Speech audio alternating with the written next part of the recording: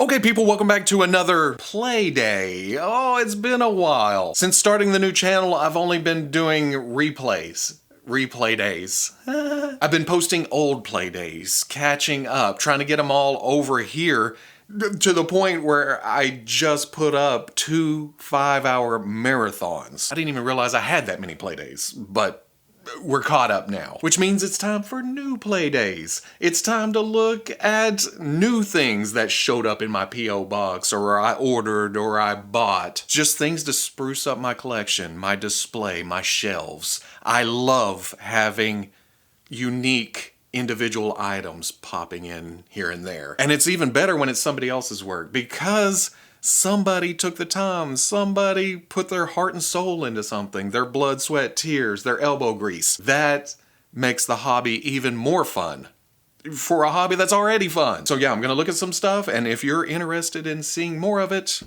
links are in the description. Not under this table, in the description, down there.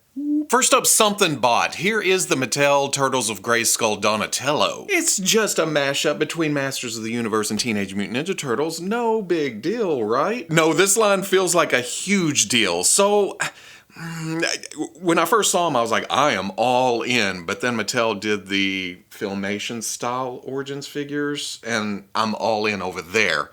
Therefore, I'm coming back around and only buying what I really want from this line. Donatello's my favorite turtle. Man-at-Arms is one of my favorite masters.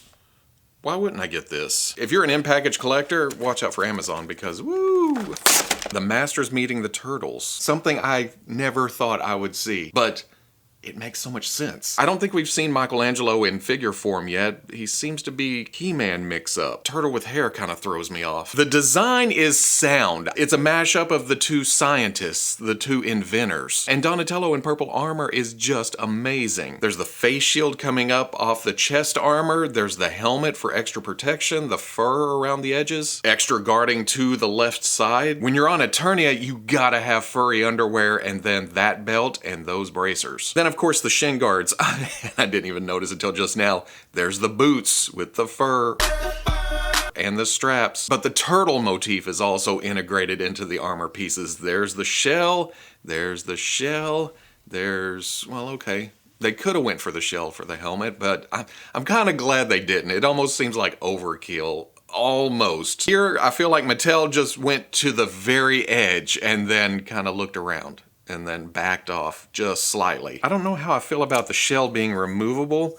I mean, you don't have to take it off. It's an option, and I guess there is still a shell under there, but a turtle? It's like, my home, goodbye. There's a handle inside to use it as a shield, but I will never do that. Sorry, Donatello, there's your shell back. It is kind of floppy since it's mounted on the gear though, and that has a rubbery feel to it. And then there's this band on the right bicep that it's just there. It is a separate piece that you could slide off. Oh, yep, okay, if you didn't want that, you could take it off completely. Although now that I've done that, he looks naked on this side, right? So much armor, so clean. Saying all that, it can be a little clunky in a vintage Masters of the Universe kind of way. You remember, you're messing with the old figures and this can fall down and get loosey-goosey. I've got this pushed up, but out of the package, it was down below the bicep, and you get there and it's...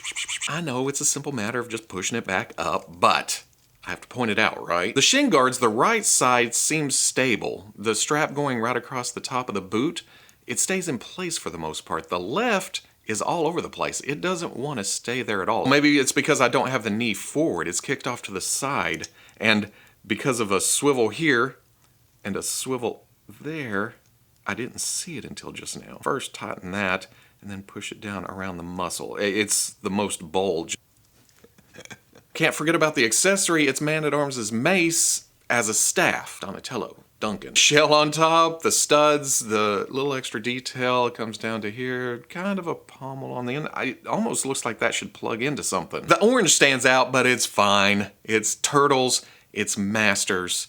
It works. A little bit larger than some of the other turtles I have, like SH Figuarts and NECA, but that's okay. Donatello's on Eternia. He has the power. Dun dun dun dun dun.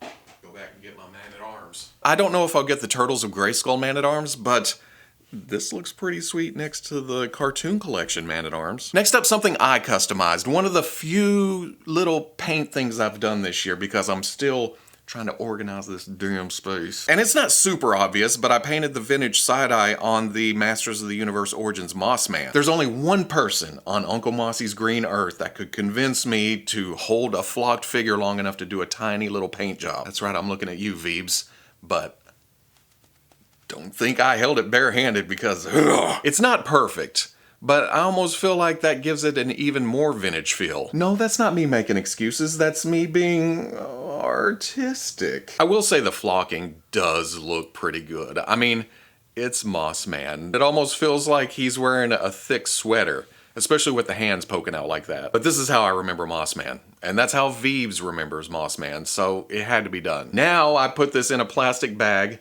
put it in the pile that I need to take to Veeb's house, and never touch a flocked figure again because...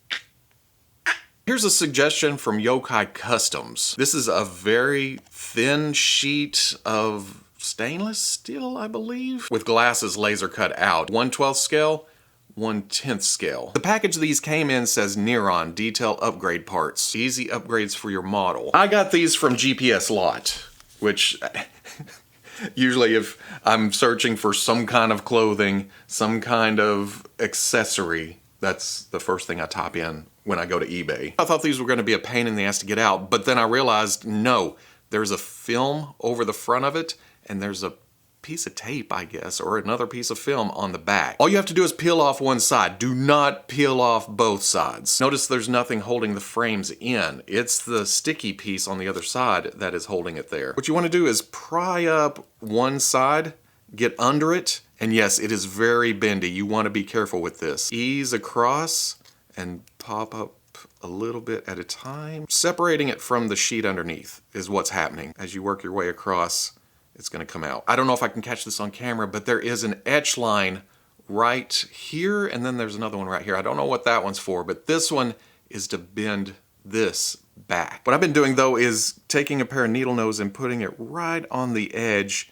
and then bending it over. That way, I'm not bending the lens part, you know? That also allows me to get a little bit closer to that part, because the problem I've been running into is that even though it says 1/12 scale, well, okay, looking right there, they look nice, right? They look like they fit the face. They don't reach back over the ears, though. And I'm using a Star Wars figure because they're smaller. We'll get to Legends here in a second. Another thing is sculpted hair. The reason I'm using Tech is that his hair doesn't really stick out much. You get into thicker hair or when it's separate pieces, and that gets in the way too. Same thing with the G.I. Joe figure. Looks great from right here, but it doesn't quite reach. The 1/10 scale glasses do come over the ear, but then they look a little large. It's not terrible. It's passable, really. I think more than anything, it's the gap between that goes over the nose. Same thing here with Tobey Maguire. The frames just look big, but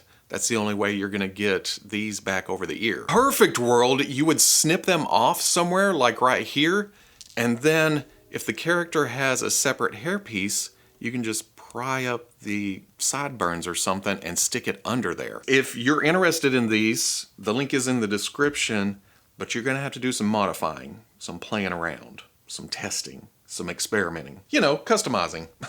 That's what we're all here for. Next up, here's some nifty display stands called displayers. And that works on a couple of different levels, much like these stands being different heights. Oh man, look at this. It's displayers with a capital D and a capital L. So they display, but there's also layers because you can stack these. These are from mrgtoyz on Instagram. And he does attest that he was inspired by Landspeeder Luke's design. Because when I first pulled these out of the package, I thought, hey, I've seen those hex stands over on Landspeeder Luke's channel. And he fully admits that that's where the inspiration came from. But there's also been some re-engineering, some reinventing. Because when I first did this, I thought it went like this with the top. And then you have this foot stand and it sits up here. No. These are open so you can store accessories, and then these snap into it like a lid. It has this foot stand type clamp thing that you can just push in there. It keeps it on the stand. You put it, boop. But if you have a bigger figure or don't want that sticking up, you can take it and flip it over and put it like that. I do like that this works as a handle though. You just take it, open it up. If you do it this way, you gotta kinda get the lid off, shake it around a bit. You can also take the bottom of another one and put it there and stack it up for a higher stand, or even higher. It just makes for a nice clean display. I've always admired Luke's, and to actually have something similar in hand, whoa, I may need a lot more of these. These were also in the package, and I absolutely love these too. These are adapters for a Mafex stand that just plug in, and then if you have a figure with a dumbbell joint in the middle, that just slips into there. I have been wanting some of these for a long time without knowing it, because I've tried to put wire and I've just tried to use the plug itself at times, and it'll piss you off. The figure falls off and everything. This has a flat edge, so I can slip it on there and it's good to go. It's solid. I can move it around again once I have it up there. If there's a lot of gap, it'll still slide around a bit, but it still works. Yeah, I need a lot of these too, because I have a lot of Mafex stands that aren't doing a damn thing. While I've grown to like them having screws and being able to tighten them up and everything, the clamps still don't do it for me. Yeah, you used to have a clear belt around your figures. Not now. Solid, it's stable, it works. Here is the Super Action Stuff Game On arcade and accessory sets. There's Cyber Dagger, and there's Cats with Knives 2. Cats with Knives 2. There's a cowboy cat. I think I looked at the coffin set a while back with the blood effects and some weapons, bats, chainsaws, and it was cool. So getting something arcade related, that's pretty sweet. Now, as you see, I've already put this one together, but to give you the full experience, what you do, you get it out of the package, the back pops off, and then all the accessories are hidden inside. Both sets have the same accessories, just in different color schemes. So if you're thinking about grabbing one of these, then you may want to pour over the pictures and see which one you prefer. To me, the Cats with Knives 2 set has the more oddball colors. This soccer ball with yellow and blue. Ain't nothing wrong with yellow and blue though, right? Right? The football is half orange, half black, and the basketball is red, blue, and white, which I have seen before, so maybe the blue and yellow soccer ball is something that I'm not aware of. Because sports, the hockey sticks, this one has blues and lighter blues and whites, and then this one is orange with some black wrap, and the hockey pucks are orange. For the Cyber Dagger set, the hockey sticks are just your wood with black wrap with black pucks, and then your sports balls are just normal colors. I did play enough NBA Jam back in the day to realize that this attaching to the sports balls, he's on fire! You can attach that to any of the balls too. They all have holes in them. There are boxing gloves, one dark maroon. Then I was about to say I'm missing a blue boxing glove, but it's actually jammed right there behind the screen. The other set has a pair of green and a pair of black, and what really happens is you take the hands off any figure and these just kind of slip over the wrist. There's two different guitars. This is Cats with Knives. This is Cyber Dagger. This camera's nifty. It has this removable lens that you can plug in for regular shots, but if you want to get super zoomed in, there's also this lens. The other set is all in black. No silver paint, no nothing. In fact, when I opened it up, I couldn't figure out what these two things were until I found the body. How about from here on out, this side is Cats with Knives, this side is Cyber Dagger. You have two coffee cups. Each one comes with a tablet, a handheld gaming system of some kind. VR headsets with no straps. I'm guessing you just take some blue tack and stick it wherever you want to. Well, it goes on a face because it's a VR headset, but you know what I mean. Then the VR hand... no! Coffee mugs with fake plastic coffee in them. Mask pieces, again, no straps, but easy enough to just stick on a face. Headphones, nice shiny red, matte black, and they are adjustable. You gotta kind of snap them together to make them either smaller or bigger. Aerosol cans, and it says that this is removable, but I can't seem to get the tops off because each one comes with a swappable piece for spraying. this one, and this one, and both sets come with these same colors. There's gas masks, once again, little blue tag, stick it on the face, looks pretty good. Drumsticks, one set of standard, one set of custom. These are, ooh, guys, that, again, a little bit of poster tack, stick on the face. This is interesting. You put this around an action figure's head for when they're about to be knocked out. They're seeing stars, because they're stars. It is a stretchy material, you just gotta kind of mess with it until it's... There's vomit. One is kind of beef stewy, one's a little green. Then the folding chair also took me a minute, but a lot of things take me a minute to figure out. Put the seat part on, and you do that with these pegs to the back of the chair. Have a trench for these pegs in the back. If you turn it diagonal and get it in there, you can slide it on. Then there's peg holes at the top that go onto these pins in the frame. And this one has a black chair, this one has a silver chair. Then there is the video game panel with a couple of joysticks. The screen is a bit transparent. You can see my fingers back there because there's an LED. There's also clean game screens that you can peel off here. And I think it's supposed to stay with static, but I haven't had the best luck in getting these to stay on. You kind of just, well, okay.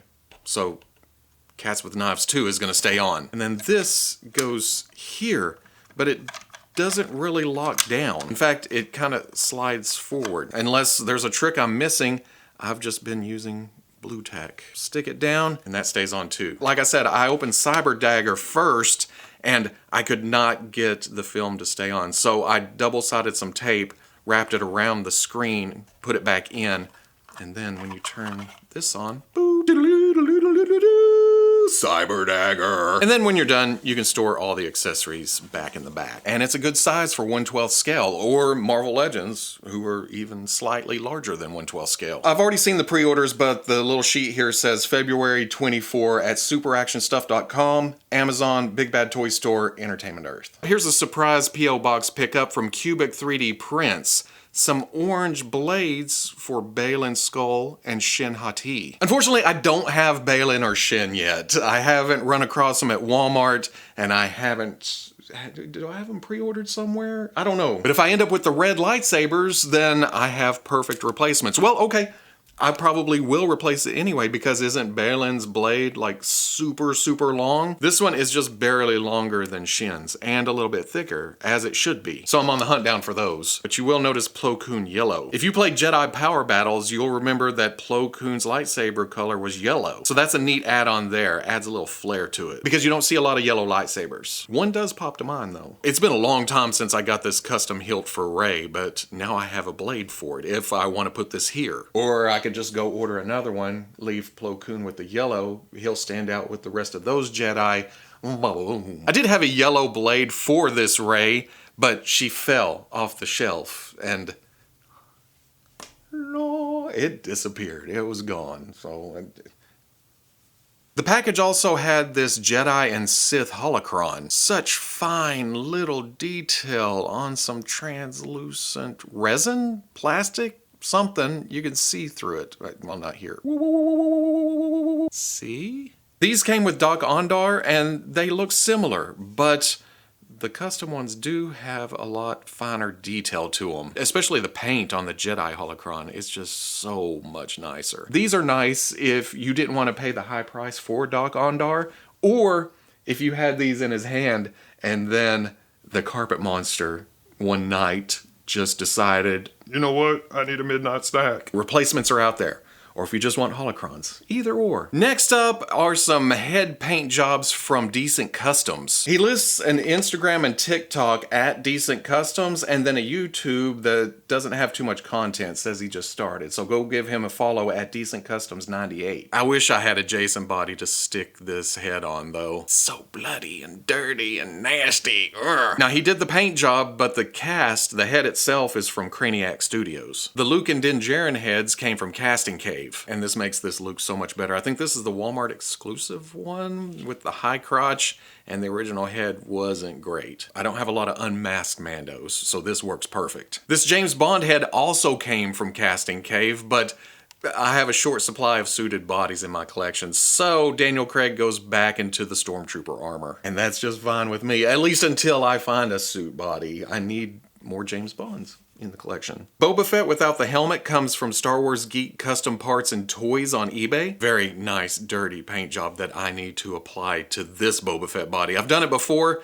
but not this one. So there's a contrast. Clean, Star Wars worn. Then there's the Constantine head that he also got from Star Wars Geek Custom Parts and Toys on eBay and did a fantastic paint job on it. I got nervous for a second getting it out of the baggie because I was afraid of breaking that cigarette off. For now, the No Way Home Matt Murdock body will do, at least until I get some kind of looser tie.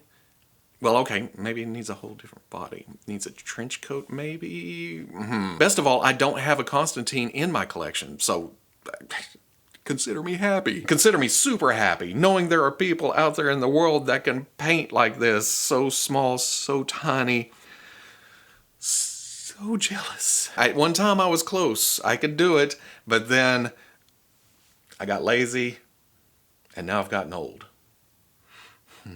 So I really appreciate it when people go out of their way to send me something to look at, because it's just a joy all the way around. And speaking of the ability to do face paints, let's finish this off with a little casting cave. Corey sent along a Tobey Maguire and an Andrew Garfield. And that's part of the reason that the heads have glasses on them. That's the reason I was trying those on over there, because I had already popped them off. They were already out here. I thought, boop, that works over there. These work over here. I think I need to Dremel out the socket here just a bit, get it further down. It's a little high, but Tobey totally works. I think I have featured this Jim Lee unmasked Magneto head before, but I got another for the Mafex body because that size just makes all the proportions fall in place. The stock head comes off slightly small, and it's okay, but just look at this, that shade work. The blue in the hair, that's Magneto. Depending on your preference and the reference, you could say the head is large, but I like it like this. I don't like the big, huge, jacked Magneto. Not that this isn't jacked, this is still muscular, but it's not huge, you know what I mean? Jim Lee has that style. Comic books have that style.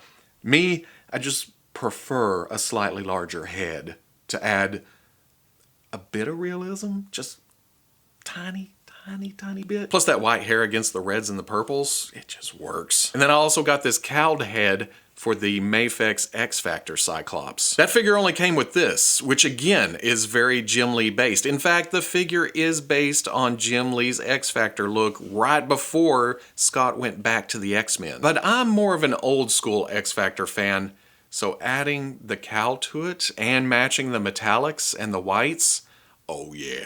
Oh yeah. Now I know it's not perfect. Earlier Scott had cuffs on the boots and gloves. And the visor is very Cockrum styled because that's what the head cast is. It's been in Corey's arsenal for a while now, but I can't help myself. I love the cowl look. The Marvel Legends costume is more my preference, but look at those blues popping and the muscle tone and the shape of the body. It just evokes Scott more. Am I gonna have to put cuffs on the Mafex figure? Customizing Metacom. That's where I'm at now. Good grief. But I can't, because as soon as I do that, Metacom's gonna announce a more classic style X Factor Cyclops. But that could be years from now, because we also still need Jean and Iceman and Beast and Angel, which we're getting in Marvel Legends. So at the end of the day, we got to play on this day, and any day that you get to play is a good day. I told you I was gonna keep adding days and days and plays and days and plays. But really, thank you. I appreciate the people who sent in things for me to look at, to play with, to mess around with, to add to my collection, because I love that kind of thing. It's just beautiful. Again, all the links are in the description. Even if you're not interested in a paint job or a head sculpt or accessories or anything, if you like toys, if you like action figures, it's worth going and looking, right? And if you enjoy what you see, show your appreciation. Give them a like, give them a follow, and just Keep the circle a-going. Because that's all any of us are really looking for, right? A little feel-good, a little happiness, a little cheerfulness, a little positivity. We're all looking to play just a little every now and then, you know? So no matter how you do it, enjoy it. Because that's all that matters.